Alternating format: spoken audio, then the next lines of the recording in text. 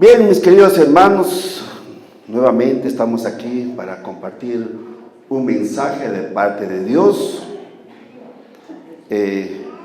Hoy me ha tocado nuevamente retomar lo que se había estado compartiendo semanas anteriores sobre lo que es las cartas a los Corintios que Pablo había escribido. Ustedes conocen que Pablo escribió 2 cartas, la primera y segunda. La primera carta ya se había compartido, pero últimamente no se había concluido con la predicación de la segunda carta a los Corintios. Es por eso que hoy vamos a retomar nuevamente para culminar con los últimos 4 capítulos de esta carta, que son muy importantes y que hay mucha enseñanza para la iglesia. Hoy me ha tocado y voy a compartir la segunda carta a los Corintios en el capítulo 10. ¿Sí? Pero antes de empezar quiero hacer un recordatorio y de alguna forma contextualizar, porque sé que algunos de pronto no estuvieron desde el principio cuando empezamos a compartir. Bien, todos conocemos que Pablo fundó la iglesia en Corinto y por un buen tiempo estuvo compartiendo con ellos, pero él tuvo que salir porque el llamado de él era fundar nuevas iglesias, y es por eso que él tuvo que salir e ir a otros lugares. Pero él siempre estuvo pendiente de aquella iglesia que él había fundado.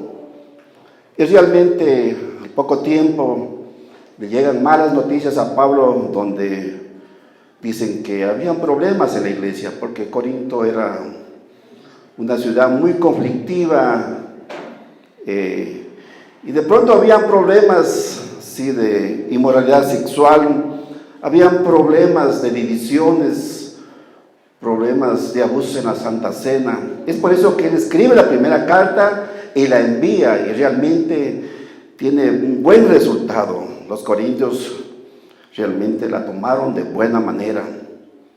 Pero después de poco tiempo le llega una nueva noticia a Pablo, donde dicen que seguían los problemas allá. ¿Por qué? Porque habían llegado unos falsos maestros, unos falsos apóstoles que de alguna manera se habían tomado la iglesia de Pablo y estaban influenciando ellos. Y realmente ellos se habían autoproclamado.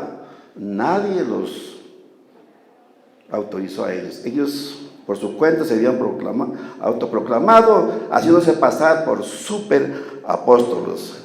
Es por eso que Pablo escribe una segunda carta con el fin de dar claridad de una manera, porque estos falsos maestros lo estaban desprestigiando a Pablo, lo estaban de alguna manera hablando mal, desechando el evangelio que él había predicado. Y realmente para Pablo era muy preocupante, no por lo que digan de él. A él no le preocupaba mucho que de pronto hablen mal de él, pero sí le preocupaban porque él sabía que si hablaban mal de él, el evangelio iba a ser de alguna forma cuestionado. Si lo desechaban a él, estaban desechando el evangelio. ¿Por qué? Porque Pablo fue el que predicó en aquel lugar.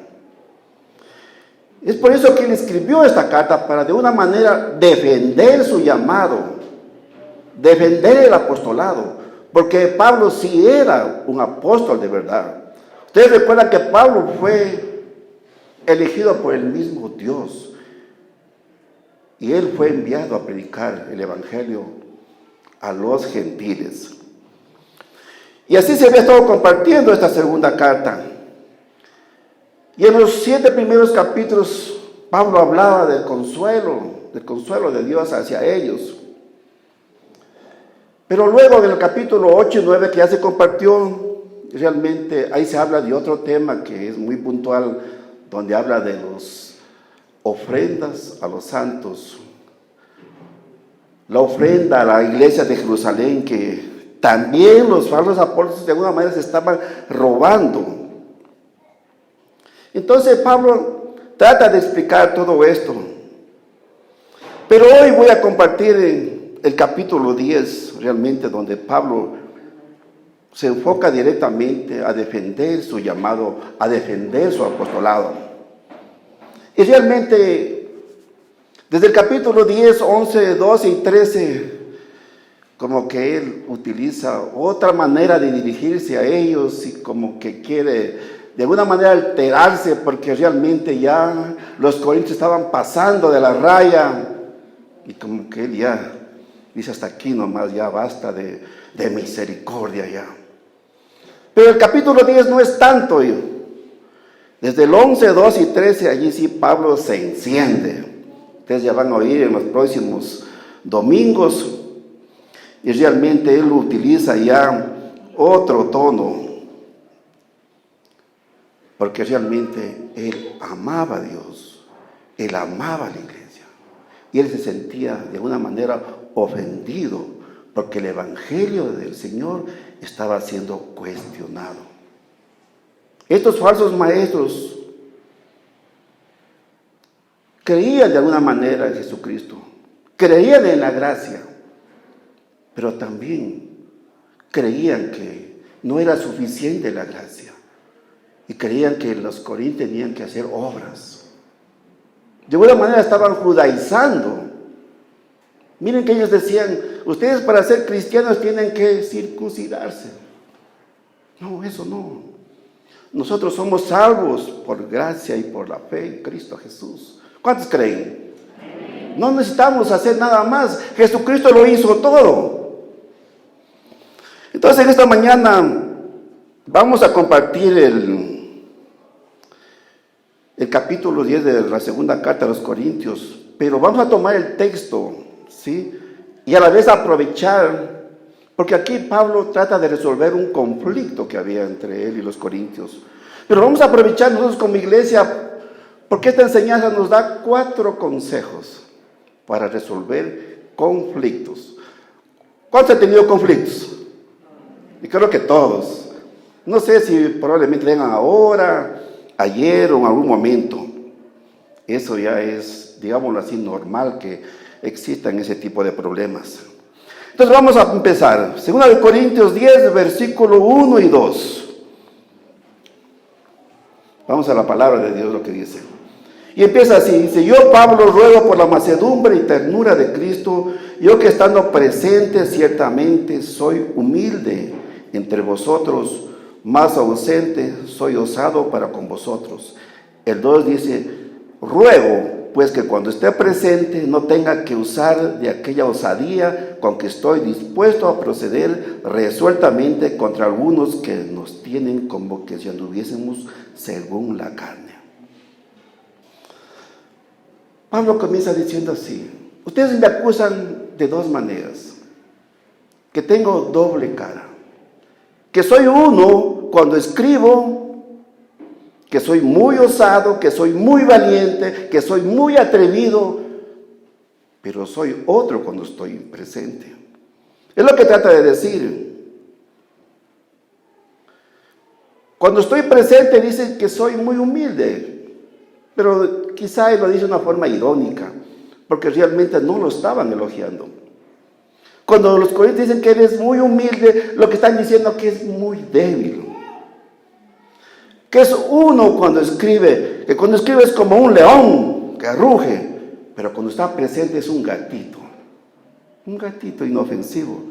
Entonces se aprovechaban los falsos apóstoles para decir: a Pablo no le crean, él no tiene autoridad, él escribe, pero no hay que preocuparse para nada. Y es lo que Pablo trata de explicar. Y Pablo le dice directamente así: ¿saben por qué soy así? Ustedes saben que cuando empezamos a leer dice: yo, Pablo, ruego por la mansedumbre. Pablo dice: ¿saben por qué soy así? No es por mí, es por la mansedumbre y ternura de Cristo. Y él toma esa referencia que es poderosa y única en nosotros. Lo toma como referencia a Jesucristo. Jesucristo es humilde. Jesucristo es manso. Y Él lo explica de esa manera. Dice, yo sin Cristo no soy nada. Pero es por Él que me comporto así y me dirijo a ustedes. Tranquilo aparentemente. Y Pablo dice que cuando esté presente no tenga que usar de aquella osadía con que estoy dispuesto a proceder contra aquellos que dicen que ando según la carne. Y aquí viene el primer consejo. Cuando existe un conflicto, actúa con mansedumbre y humildad. Esta es la receta. Primer consejo, actúa con mansedumbre y humildad. ¿Se puede hacer o no se puede? Sí se puede. Y de pronto alguien dirá, es que no puedo, es que me hacen enojar. Piensa en Jesús. Jesús es manso y humilde. Y Él claramente lo dice, es por Él, no es por mí. ¿Por qué? Porque la mansedumbre es la fortaleza sujeta a control. Cuando hablamos de mansedumbre, querida iglesia, es cuando uno tiene dominio, cuando uno tiene control. No es que no le faltan ganas, pero es por Dios, es por el Espíritu de Dios que uno puede detenerse, que uno puede controlarse. Y es lo que dice Pablo, no es por mí, es por la mansedumbre y ternura de Cristo que yo cuando estoy presente soy así. En Mateo 11, 28, 29, ¿qué dice? Venid a mí todos los que estáis trabajados y cargados, y yo haré descansar. Llevad mi yugo sobre vosotros y aprended de mí, que soy manso y humilde de corazón, y hallaréis descanso para vuestras almas. Cuando nosotros actuamos en un conflicto con mansedumbre y humildad, vamos a descansar. Y los conflictos se van a resolver. Es lo que nos está diciendo esta palabra en esta mañana. No actúes a tu manera. No actúes como te pide la carne. La mansedumbre de Cristo hace que tú descanses y permitas que Dios haga por ti. Esa es la gran diferencia. Jesucristo es manso y humilde, pero el mundo lo toma como un defecto. Y es lo que le decían a Pablo. El pobre Pablo es chiquito, es mal vestido, dice, no hay que creerle nada. Muy humilde. Pero para Pablo, todo esto era su fortaleza.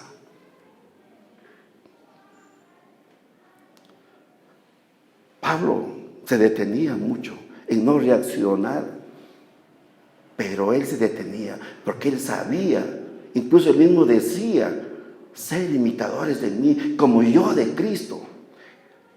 Pablo trataba de imitar a Jesucristo. Yo creo que a Pablo no le faltaban ganas de pronto desahogarse y decir, ustedes corintios, ¿qué se creen? Pero él no.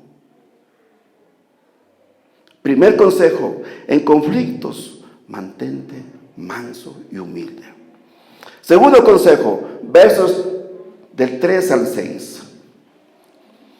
Pues aunque andamos en la carne, no militamos según la carne, porque las armas de nuestra milicia no son carnales, sino poderosas en Dios para la destrucción de fortalezas, derribando argumentos y toda altivez que se levanta contra el conocimiento de Dios, y llevando cautivo todo pensamiento a la obediencia a Cristo, y estando prontos para castigar toda desobediencia cuando vuestra obediencia sea perfecta. A Pablo le acusaban que andaba según la carne, pero Pablo aquí hace una aclaración. Pablo dice, aunque andamos en la carne, en el sentido de que nosotros andamos en la carne, o sea, como seres humanos andamos en un cuerpo de carne. Es el cuerpo que Dios nos ha dado. Y es lo que está explicando. Y él dice, ando en la carne, yo no floto, no me elevo, no tengo una espiritualidad superior a ustedes. Soy igual que ustedes, porque tengo un cuerpo de carne. Pero aquí habla exactamente y explica. Dice, yo ando en la carne, pero no militamos según la carne, que es muy diferente. Nosotros como hijos de Dios andamos aquí en este mundo con un cuerpo de carne, pero no podemos obedecer a lo que la carne nos pida. Es lo que está explicando Pablo. Pero no militamos según la carne. Y él habla aquí y utiliza la palabra militar, que precisamente habla de una estrategia militar. Lo que está diciendo Pablo dice, mi vida no se define por estrategias según la carne. Es lo que está diciendo. Entonces, segundo consejo, ¿cuál sería? No actuemos según la carne. Porque si actuamos según la carne, vamos a tener serios problemas. En una discusión, en un conflicto, tenemos dos opciones, querida iglesia. Tomar armas carnales o lo contrario, tomar armas espirituales. ¿Quién decide? Nosotros. En un conflicto estoy hablando. Y es lo que estaba haciendo Pablo con los corintios. Él actuaba utilizando armas espirituales, no carnales. Lo que les quiero decir, querida iglesia, que las armas carnales las pueden utilizar cualquier persona sin Cristo. Así de simple. Cualquier persona que no tenga Cristo en su corazón puede utilizar. Puede gritarle a otra persona y hacerla avergonzar y humillarla. ¿Se necesita Cristo para eso? No. Entonces carnal. Puede comprar a alguien con dinero la voluntad de otro. ¿Se necesita a Cristo para esto? No. Entonces es carnal. Y las armas espirituales son aquellas que solo dependen de Él. Solo de Dios. Es la gran diferencia. Y Pablo dice, y estas armas espirituales son poderosas. Poderosas en Dios. Porque esas armas derriban argumentos. Pero nosotros sabemos que las armas espirituales son poderosas. Y muchos conocen de eso. Entonces la pregunta es, ¿por qué no se utilizan las armas espirituales? ¿Por qué? Porque se necesita fe. Con fe no funcionan. ¿Qué cosa se puede hacer qué cosa no se puede hacer sin Cristo? Caminar en humildad no se puede. Sin Cristo, casi que es imposible ser una persona humilde. Y unos dirán, no, si hay por ahí personas humildes, esos pobrecitos, de pronto que viven en el campo, no, esos no son humildes. Es más, algunos de ellos dicen, yo soy pobre pero humilde, y se sienten orgullosos. ¿Se han escuchado eso? No tienen a Cristo.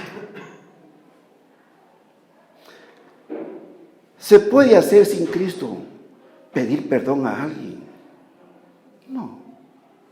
Solo con Cristo uno puede reconocer sus errores, puede reconocer sus pecados y se puede pedir perdón a Dios o a las personas que se ofenden. Entonces, hermanos, tengan presente esto. Solo con Dios. Efesios 6, del 10 al 18, voy a leer de corrido porque es bastante largo y no hay mucho tiempo. Dice así: por los demás, hermanos míos, fortaleceos en el Señor, porque aquí está hablando de lo que son las armas espirituales. En el Señor y en el poder de su fuerza, vestidos de toda armadura de Dios para que podáis estar firmes contra las acechanzas del diablo. Porque no tenemos lucha contra sangre y carne, sino contra principados, contra potestades, contra los gobernadores de las tinieblas de este siglo, contra huestes espirituales de maldad en las regiones celestes. Por lo tanto, toda la armadura de Dios para que podáis resistir en el día malo. Y habiendo acabado todo esto, todo, estar firmes. Estad pues firmes, ceñidos vuestros lomos con la verdad y vestidos con la coraza de justicia y calzados los pies con el apresto del evangelio de la paz. Sobre todo tomad el escudo de la fe con que podáis apagar todos los dardos del fuego del maligno y tomad el yelmo de salvación y la espada del Espíritu, que es la palabra de Dios, orando en todo tiempo con toda oración y súplica en el Espíritu, y velando en ello con toda perseverancia y súplica por todos los santos. ¿Qué dice Pablo en todo esto? Que nuestros enemigos no son ustedes, no es nuestro prójimo. Los enemigos no eran los corintios. Los enemigos no son los que están hablando mal de él. Dice la palabra, los enemigos son huestes de maldad, potestades, gobernadores de las tinieblas. Lo que significa que los enemigos no los podemos ver físicamente. Los enemigos están en la mente de las personas, en el corazón. Entonces, ¿cómo podemos combatir a un enemigo que no lo vemos? No podemos utilizar armas carnales, pero sí podemos utilizar las armas poderosas, que son las armas espirituales, que las que acabamos de leer, como es la verdad, la coraza de justicia, el apresto del evangelio de la paz, el escudo de la fe, el yelmo de salvación, la palabra de Dios, que es la espada. Y aquí quiero decir algo. Esta arma espiritual que es muy poderosa y que es de ataque, es la palabra de Dios. Las demás son defensivas.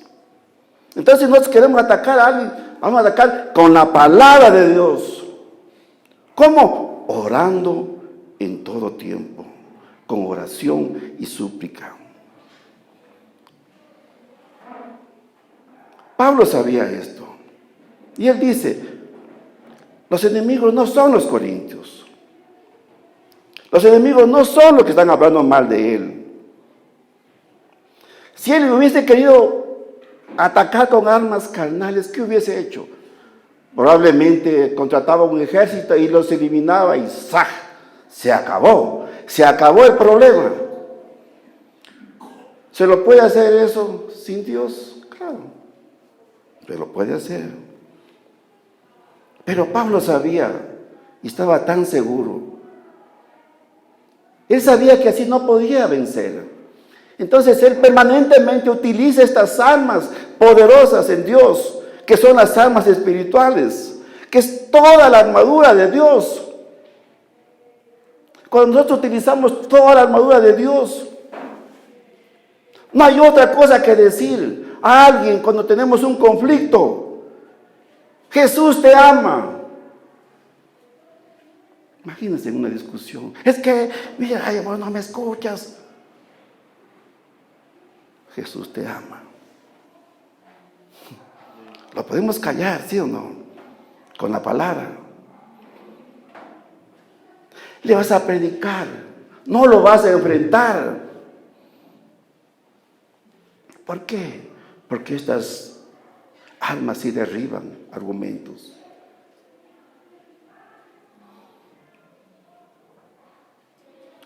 Dios puede usar. Dios puede ayudarnos siempre en un conflicto cuando usamos armas espirituales. Y es más, cuando lo hacemos, Dios es glorificado. Ténganlo presente. Cuando utilizamos armas espirituales, Dios es glorificado. Entonces, el segundo consejo, ¿cuál es? No uses armas carnales. No uses tu forma de pensar. No uses tu ira. Usa armas espirituales. Verso 7. Miráis las cosas según la apariencia. Si alguno está persuadido en sí mismo que es de Cristo, esto también piensa por sí mismo, que como Él es de Cristo, así también nosotros somos de Cristo. Tercer consejo. Usa palabras de edificación, porque todos somos de Cristo, o todos somos del mismo equipo. ¿Saben qué? Los corintios se fijaban mucho en la apariencia de Pablo. Y realmente, según los estudiosos, dicen que Pablo no era un hombre guapo, no tenía buena presencia, no andaba bien vestido, no era un modelo. Dice que su forma de hablar no era refinada, no era elocuente. Probablemente era un poco atrancado y al hablar dice que se le hacía bolas, según algunos estudiosos, ¿sí? Él no era como los griegos o superapóstolos, que ellos sí, probablemente hablaban muy bien y eran elocuentes y atraían mucha gente. ¿Por qué? Porque ellos utilizaban emociones de la gente. Ellos decían: miren, aquí estamos nosotros predicando delante de ustedes. ¿Cuántos quieren ser millonarios? Todos decían: amén. Y eso es fácil. Eso le gusta a la gente. Algo así hacían estos superapóstolos. Y el evangelio de Pablo no es así, es diferente. Pero Pablo le dice: así como ustedes son de Cristo, yo también soy de Cristo.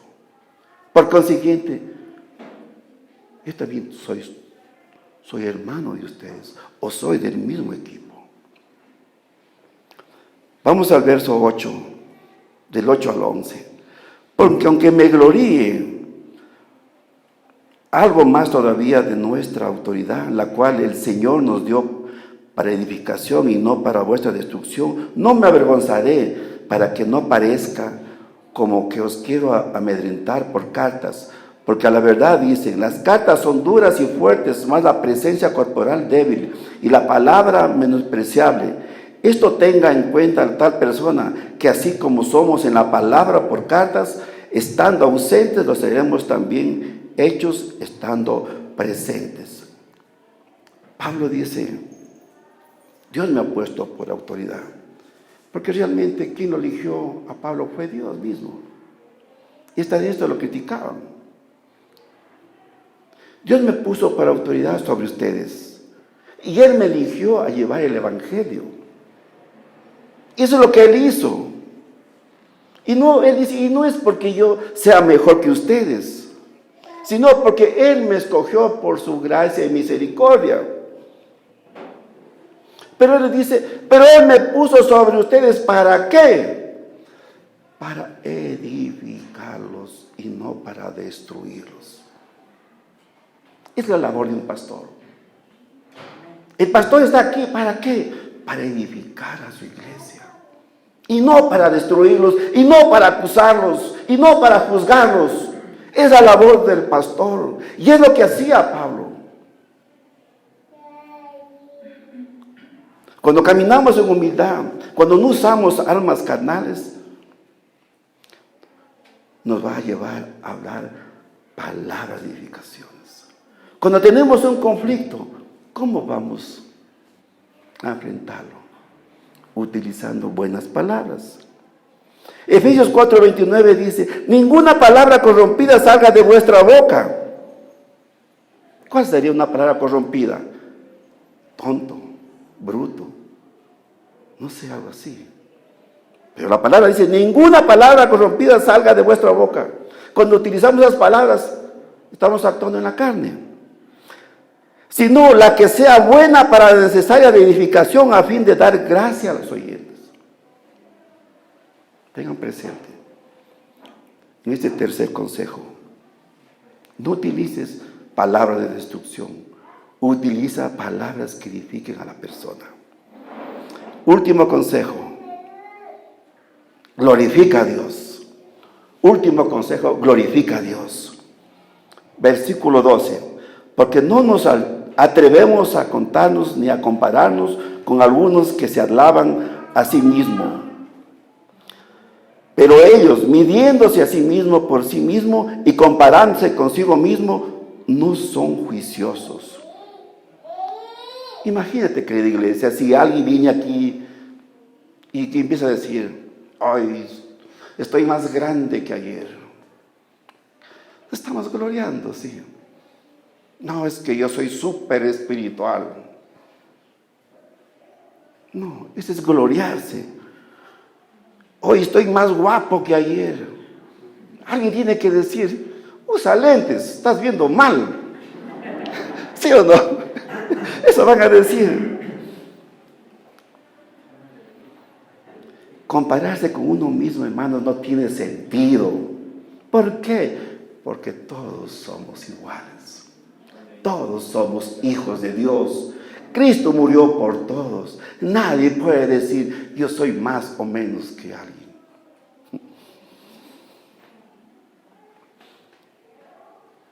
De pronto, y eso pasa en algunos lugares.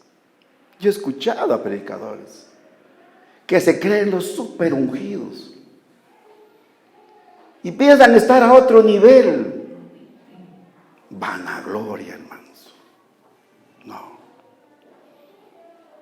La misma palabra de Dios dice que nadie tenga el más alto concepto de sí mismo. Y Pablo dice, no nos comparamos, no nos alabamos a nosotros mismos, porque eso no es juicioso, eso no es inteligente, eso no es sabio. En la iglesia, hermanos, como esta, hay muchas personas que tienen muchos dones, tienen muchos talentos, y de pronto alguien puede decir, no, es que aquí hay personas que son más espirituales. Y no hay un espiritualómetro, digámoslo así, como para medir, decir, mira, este es más espiritual, este es menos espiritual. Vamos a medir. No hay este aparato. ¿Por qué? Alguien puede decir, es que tal persona es más espiritual porque él ora 1 hora diaria. Buenísimo, gloria a Dios. Pero otro puede decir, acá ora 5 minutos, pero ora de corazón, con quebranto. Y de pronto, pues es que acá esta persona ora con la palabra de Dios, con versículos bíblicos. Y alguien puede decir, acá no ora, pero enseña la palabra como maestro. Entonces, ¿cuál es más espiritual? Ninguno. Todos somos espirituales. ¿Por qué? Porque todos tenemos el Espíritu Santo, ¿sí o no? ¿Cuántos están de acuerdo? Todos somos espirituales, tenemos el Espíritu de Dios, al menos que no lo tengan. Verso 13, 14, 15, 16, porque ya me va a ganar el tiempo. Pero nosotros no nos gloriamos desmedidamente, sino conforme a la regla que Dios nos ha dado por medida, para llegar también hasta vosotros, porque no nos hemos extralimitado como si no llegásemos hasta vosotros, pues fuimos los primeros en llegar hasta vosotros con el Evangelio de Cristo. No nos gloriamos desmedidamente en trabajos ajenos, sino que esperamos que conforme crezca vuestra fe, seremos pues engrandecidos entre vosotros conforme a nuestra regla, y que anunciaremos el Evangelio en los lugares más allá de vosotros, sin entrar en la obra de otro, para gloriarnos en lo que ya estaba preparado. Pablo dice, no me estoy gloriando de algo que no está en mi terreno. Soy autoridad, es porque Dios quiso así, no porque Él quiso. No me estoy gloriando sobre algo equivocado, sino que Dios me envió. ¿Quién fue el que predicó a los corintios? Fue Pablo. Dios lo envió allí, Dios lo puso. ¿Quién fue el que lo puso a Pablo como pastor de esa iglesia? Fue Dios mismo. Entonces él dice, no me estoy gloriando en vano. No me estoy tomando la gloria sobre otras iglesias que yo no he fundado, dice. ¿Por qué dice eso? Porque los superapóstolos se habían tomado la iglesia de Pablo y se estaban vanagloriando. Y más bien Pablo dice, el anhelo, y esta es mi gloria, dice, de poder servirles a ustedes y se multipliquen. Porque dice, esperamos que esto, cuando su fe crezca, anunciaremos el evangelio en otros lugares. Eso quería Pablo. Y si Pablo dice, y si me van a abrir es por esto, que la iglesia crezca, que el evangelio se expanda a otros lugares. Entonces, ¿cómo podemos glorificar a Dios? Donde ya te puso a ti, a mí y a todos. ¿Cuál es el deber de nosotros como esposos? Atender y bendecir a nuestra esposa y a nuestros hijos. Cuando lo hacemos, le estamos glorificando a Dios. ¿Lo cree o no lo cree? Alguien puede decir, pero es que ya lo hice, lo estoy haciendo, pero mi esposa ni me obedece. Mis hijas ni me obedecen. Puede pasar. Entonces necesitas más armas espirituales. Porque la palabra no miente. Ora, busca a Dios. Lleva cautivo tus pensamientos a Dios. Pero ya lo hice todo esto.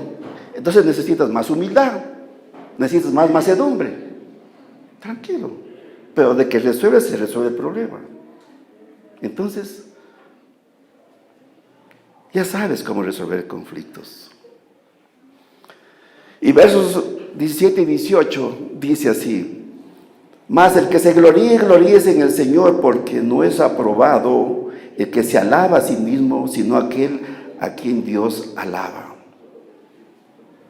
Cuando Pablo dice esto, yo creo que Pablo estaba pensando en Jeremías. Yo quiero leer, por favor pongan en la pantalla Jeremías 9, 23 al 24. Miren lo que dice. Si alguien quiere gloriarse, que lo haga de esta manera. Dice en Jeremías 9, 23 y 24, dice así: así dijo Jehová, no se alabe el sabio en su sabiduría ni en su valentía, se alabe el valiente ni el rico, se alabe en sus riquezas. Alabarse en todo esto es carne. Es que yo soy esto, es que yo tengo plata, es que yo soy super predicador. El que hace esto está actuando en la carne. Dice, mas alabes en esto el que se hubiere de alabar en entenderme y conocerme, que yo soy Jehová, que hago misericordia, juicio y justicia en la tierra, porque estas cosas quiero, dice Jehová. Tremenda palabra. Pablo dice, alabarse son cosas carnales, definitivamente. Y Pablo termina diciendo, si yo me alabaran, podría decir muchas cosas. Pablo pudo haber dicho, bueno, yo soy el fundador de la iglesia, así es que háganse a un lado, Dios me puso a mí, y muchas cosas. Pero él no lo hizo así.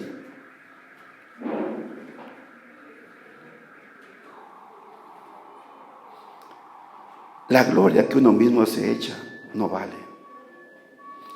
Porque la gloria solamente es de Dios. ¿Cuántos lo creen? Amén. Solo de Dios, hermanos. Y quiero culminar con esto. Dijimos 4 consejos. El primero, ¿cuál era? Caminar en humildad y mansedumbre. El segundo, no usar armas carnales. Y tercero, edificar, no destruir. Y cuarto, darle toda la gloria a Dios. Querida iglesia, no veas a tu familia como tu enemigo. No veas a tus hijos como tus enemigos. No son tus enemigos. Somos un mismo equipo.